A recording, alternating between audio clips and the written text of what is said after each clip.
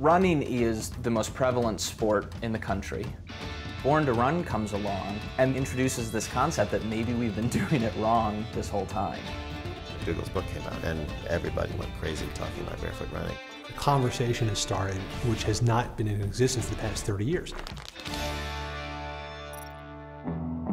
At points, I remember lying in bed reading it, and my heart was just racing. It was like you were on the starting line ready to go. The book has opened up a whole new world for me in looking at things with regards to running.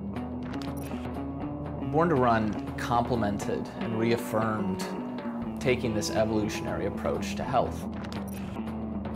Running is a skill, and there are better and worse ways to run, and Born to Run has helped make that more of a public debate. Born to Run is this bizarre adventure story that takes place down in the Copper Canyons of Mexico, where there is this lost tribe, the taraumara, who run these fantastic distances, 200 miles at a time. And the book is really centered on this one-of-a-kind race that took place, pitting this bizarre group of American ultra runners against the taraumara.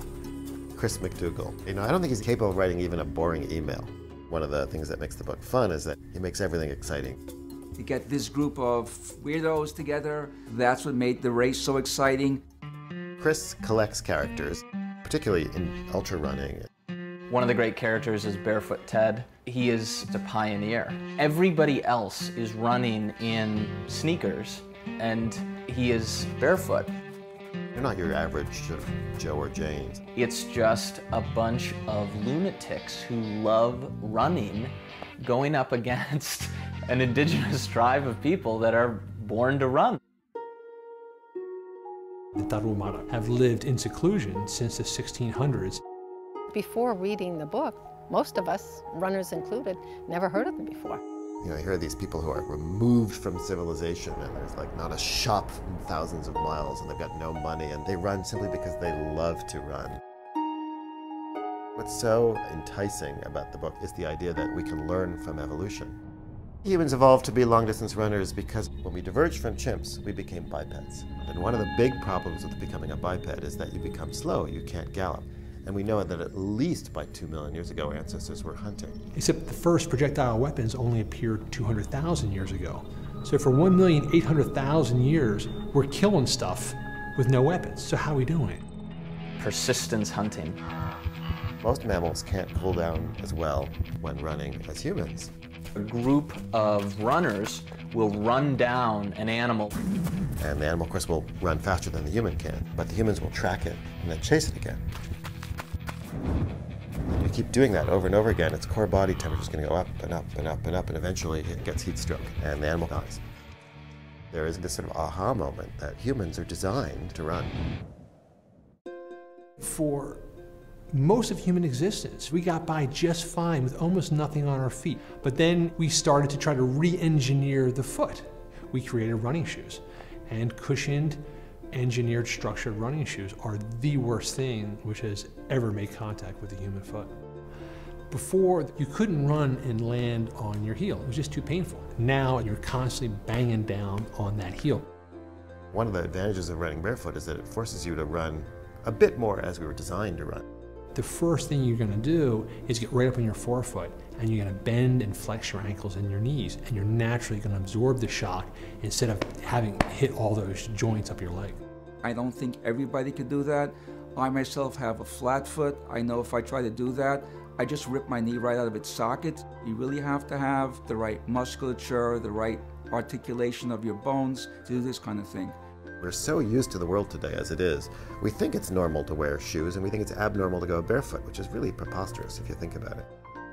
As an evolutionary biologist, I can tell you shoes are the fad, and that barefoot running is the natural, normal state of running. What I found so shocking was that there wasn't a single scientific study that showed that modern running shoes reduce injury. People I know that had given up running, they just weren't able to run with back injuries and knee injuries, took up barefoot running and are running like the wind. I gotta tell you the truth, the only controversy comes from podiatrists. From a podiatry perspective, we really do walk a certain way, and we call that the heel-to-toe phase of gait. And if that sequence is changed, people who are doing this barefoot running, for example, we're then prone to having injuries. The running injury rate hasn't changed in 30 years because the shoes don't work. No, there are people with lousy feet, myself included, and if I did not have a really supportive running shoe, I probably couldn't even do the kind of exercise they want to do. No, just take your shoes off, and that will answer all of your questions. This is something I disagree with McDougall about. It's no magical fix, just take your shoes off and all of a sudden you'll become a perfect runner. It doesn't happen that way. The mistake that everybody makes when they try barefoot running is they do too much too soon. Everybody can learn to run this way, but you can't do it overnight. Well, since I read the book, I'm looking at how people run a whole lot differently. The first time I read about people who are doing this barefoot running, I said, this is all crazy, this is all wrong. And now I'm looking at it for the second or third time from a different perspective. I think the best result that has come from this book is the fact that a conversation is taking place which hasn't taken place in 30 years. People are talking about running form again. Any other activity, golf, swimming, badminton, it's all about technique, it's all about form. Only in running were you told, well, just buy some shoes. I just want people talking about it. Let them explore for themselves, but as long as they understand that it's not the shoes, but it's the style, that's the winning ticket.